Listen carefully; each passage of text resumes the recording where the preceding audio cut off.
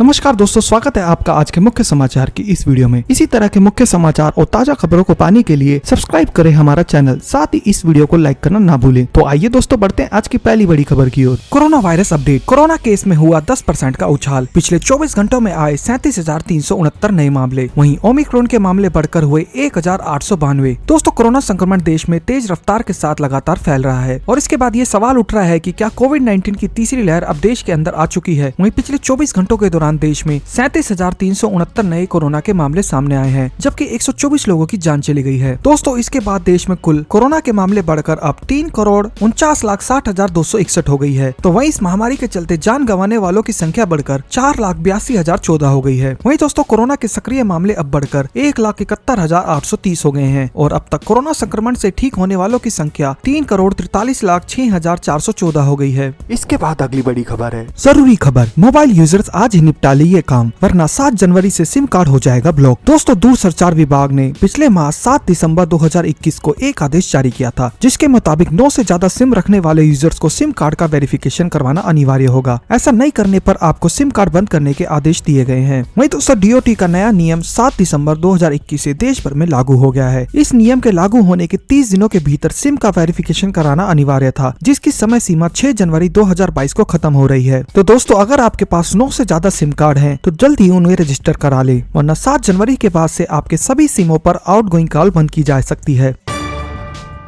दिल्ली में लगेगा weekend curfew. Private कंपनियों में 50% work from home. Manish Sisodia ने किया ऐलान। दोस्तों, राष्ट्रीय राजधानी दिल्ली में नाइट कर्फ्यू के बाद अब वीकेंड कर्फ्यू लगा दिया गया है। दिल्ली में शनिवार और रविवार को वीकेंड कर्फ्यू लागू रहेगा। वहीं उप मुख्यमंत्री मनीष सिसोदिया ने ये ऐलान किया है। वहीं सिसोदिया जी ने लोगों से अपील की है कि अगर बहुत जरूरी काम हो तभी घर से बाहर निकले। वहीं आवश्यक सेवाओं के अलावा सभी सरकारी अधिकारी घर से काम करेंगे। वहीं निजी संस्थानों में 50% वर्क फ्रॉम होम करने के लिए भी कहा गया है। इसके बाद अगली बड़ी खबर है। सावधान, अगर आपके पास भी इस तरह का पैन कार्ड तो लग सकता है आपको 10,000 रुपए का जुर्माना। दोस्तों, अगर आपके पास भी पैन कार्ड है तो खबर आपके लिए बेहद जरूरी है। दरअसल पैन कार्ड धारकों को 31 मार्च 2022 तक अपने पैन को आधार नंबर से जोड़ने की सलाह दी जाती है। अगर आप इस डेडलाइन से पहले अपने पैन को आधार के साथ लिंक नहीं करेंगे तो आपके पैन कार्ड को डीएक्टिवेट भी किया जा सकता है। साथ ही आपको पैन को आधार से जोड़ने के लिए 1,000 रुपए भी देने होंगे। वहीं दोस्तों, अगर आपने अपना पैन कार्ड आधार के साथ लिंक नहीं किया तो आप म्यूचुअल फंड, स्टॉक, बैंक खाता आदि खोलने में, निवेश करने में सक्षम नहीं होंगे। इसलिए दोस्तों, जल्द से जल्द अपना पैन कार्ड आधार के साथ लिंक करवा लें। ओमिक्रॉन का पता लगाने वाली पहली किट ओमिश्योर को ICMR ने दी मंजूरी। दोस्तों, कोरोना के नए वेरिएंट ओमिक्रॉन का कहर तेजी से फैल रहा है। इस बीच ओमिक्रॉन का पता लगाने वाली पहली किट ओमिश्योर को मंजूरी मिल गई है। ओमिश्योर किट से ओमिक्रॉन संक्रमण का पता लगाया जा सकता है। दोस्तों, इसे टाटा मेडिकल ने तैयार किया है और ICMR ने इसे मंजूरी दे दी है। वहीं भारत के 23 राज्यों और केंद्र शासित प्रदेशों से ओमिक्रॉन ने अब तक 1,892 नए मामले सामने आ चुके हैं, जिनमें से 766 लोग संक्रमण मुक्त हो चुके हैं या विदेश चले गए हैं। वहीं ओमिक्रॉन के महाराष्ट्र में सबसे अधिक 568 मामले सामने आए हैं और इसके बाद दिल्ली में 382, केरल में 185, राजस्थान में 174, गुजरात में 152 और तमिलनाडु में 121 मामले सामने आए हैं।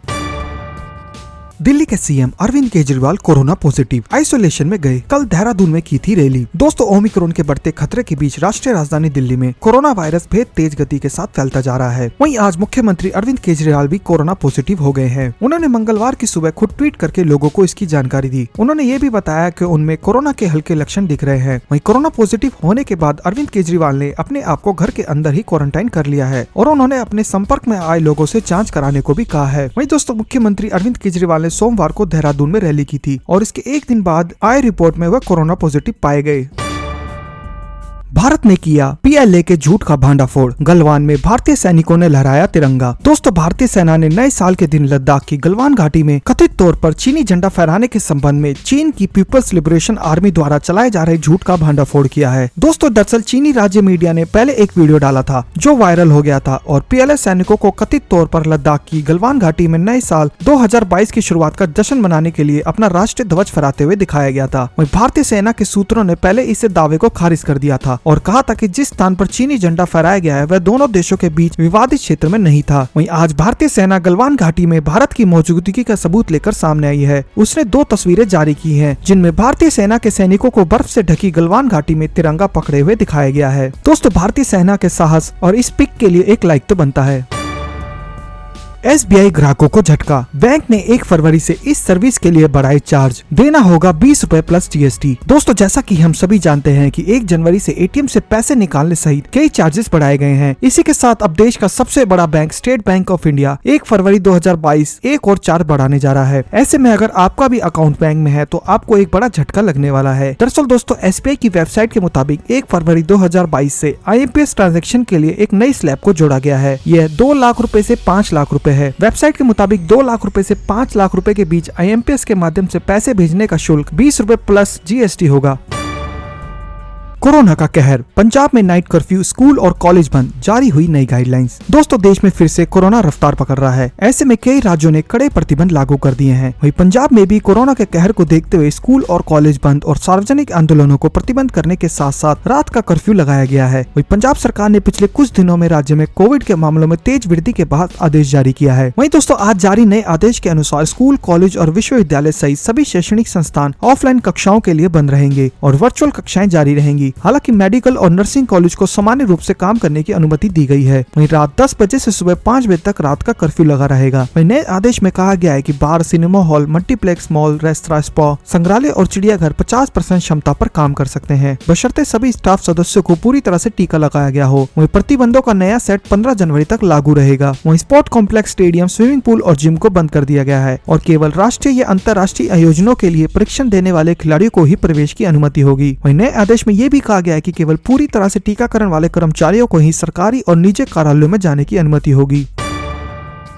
Weather update, Delhi, UP, MP सहित इन राज्यों में होगी बारिश। वहीं पहाड़ी इलाकों में भारी बर्फबारी का अलर्ट। दोस्तों, देश के कई राज्यों में शीतलहर का प्रकोप जारी है। वहीं मौसम विभाग के मुताबिक लगातार 2 पश्चिमी विक्षोभ के सक्रिय होने से देश में आने वाले 2 दिनों में भारी बदलाव देखने को मिलेगा। वहीं विभाग के मुताबिक एक पश्चिमी विक्षोभ 5 से 7 जनवरी के बीच, जबकि दूसरा 6 से 9 जनवरी के बीच सक्रिय हो रहा है। इन दोनों विक्षोभ के अगले 7 दिनों के दौरान उत्तर पश्चिम और मध्य भारत को प्रभावित करने की संभावना है। इस कारण उत्तर भारत के पहाड़ी इलाकों में भारी बर्फबारी होगी, जबकि मैदानी इलाकों में बारिश की संभावना जताई गई है। वहीं दोस्तों, मौसम विभाग ने दिल्ली NCR में 5 से 8 जनवरी के बीच तेज हवा चलने और बीच बीच में बारिश का अनुमान व्यक्त किया है। मौसम विभाग का कहना है कि दिल्ली NCR में मंगलवार को आंशिक रूप से बादल छाए रहेंगे। इससे अधिकतम तापमान के 22 जबकि न्यूनतम तापमान के 60 डिग्री सेल्सियस के आसपास रहने का अनुमान है। वहीं मौसम विभाग ने 5 जनवरी को पंजाब में छिटपुट भारी बारिश की संभावना जताई है। वहीं 5 जनवरी को पंजाब, हरियाणा और राजस्थान में ओलावृष्टि के साथ अलग अलग गरज के साथ छींटे पड़ने की संभावना है। वहीं 4 से 6 जनवरी के दौरान पंजाब, हरियाणा, चंडीगढ़ और दिल्ली, उत्तरी राजस्थान, पश्चिमी उत्तर प्रदेश, पश्चिमी मध्य प्रदेश में छिटपुट से व्यापक रूप से हल्की मध्यम वर्षा होने की संभावना है। वहीं 5 तारीख को जम्मू कश्मीर, लद्दाख, गिलगित बाल्टिस्तान, मुजफ्फराबाद और हिमाचल प्रदेश में और 6 जनवरी 2022 को उत्तराखंड में अलग अलग ओलावृष्टि होने की संभावना है। वहीं 4 को जम्मू कश्मीर, लद्दाख, बाल्टिस्तान, मुजफ्फराबाद में अलग अलग भारी वर्षा और 5 जनवरी को बहुत से भारी वर्षा होगी और 5 जनवरी को हिमाचल प्रदेश और उत्तराखंड में भी भारी वर्षा, बर्फबारी की संभावना है। इसके साथ ही 3 से 9 जनवरी तक सड़क और हाईवे परिवहन बाधित होने का अलर्ट जारी किया गया है। विभाग की ओर से जारी बयान में कहा गया है कि देश में लगातार 2 पश्चिमी विक्षोभ के सक्रिय होने से 3 जनवरी देर रात से 9 जनवरी पूर्वाह्न तक जम्मू कश्मीर, लद्दाख और आसपास के पहाड़ी इलाकों में मौसम में भारी उथल पुथल देखने को मिलेगी। वहीं मौसम विभाग ने ये भी चेतावनी दी है कि श्रीनगर, लेह राजमार्ग, जम्मू श्रीनगर, लेह मनाली, मुगल रोड और साधना दर्रों समेत कई मार्गों पर परिवहन थम सकता है। विभाग की ओर से जारी अलर्ट में कहा गया है कि पहाड़ी इलाकों में बिजली आपूर्ति वर्धित होने की आशंका है। साथ ही संवेदनशील इलाकों में हिमस्खलन और भूस्खलन की घटनाएं भी हो सकती है।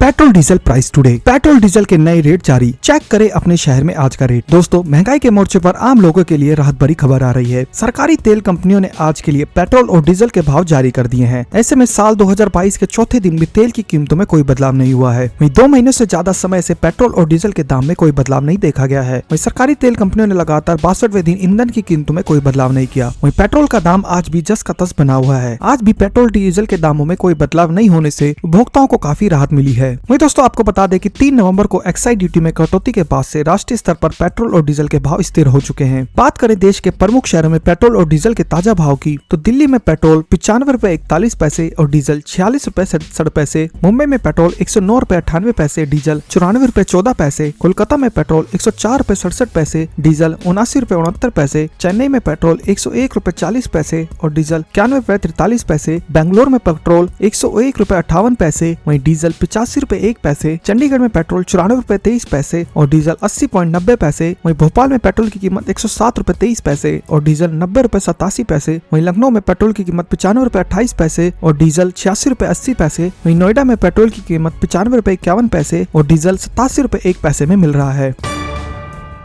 गोल्ड प्राइस टुडे, सोने के दाम में आज सबसे बड़ी गिरावट, खरीदने वालों के लिए बम्पर मौका। दोस्तों, शादी ब्याह का सीजन शुरू हो रहा है। ऐसे में अगर आप नए साल में सोना या फिर से सोने के गहने खरीदना चाहते हैं तो आपके लिए बेहद अच्छी खबर है। नए साल के पहले कारोबारी हफ्ते में दूसरे दिन सोने के साथ साथ चांदी की कीमत में तगड़ी गिरावट देखी जा रही है। दोस्तों, मिली जानकारी के अनुसार आज सोना ₹370 प्रति 10 ग्राम गिरावट के साथ 47,963 प्रति 10 ग्राम के स्तर पर खुला हुआ है। इससे पहले सोमवार को सोना 48,333 प्रति 10 ग्राम के स्तर पर बंद हुआ था। वहीं चांदी की कीमत में आज ₹793 प्रति किलो की गिरावट देखी जा रही है और इस गिरावट के बाद चांदी 61,462 प्रति किलो पर ट्रेड कर रही है। वहीं इससे पहले सोमवार को चांदी 62,255 प्रति किलो के स्तर पर बंद हुई थी। वहीं दोस्तों, इंडियन बुलियन ज्वेलर्स आज मल्टी कमोडिटी एक्सचेंज पर सोना तेजी के साथ कारोबार कर रहा है। वहीं दोस्तों, इस गिरावट के बाद भी सोना अभी अपने ऑल टाइम हाई से करीब 8,237 प्रति 10 ग्राम के सस्ता बिक रहा है। वहीं सोने ने अपना ऑल टाइम हाई अगस्त 2020 में बनाया था। उस वक्त सोना 56,200 प्रति 10 ग्राम के स्तर पर चल गया था।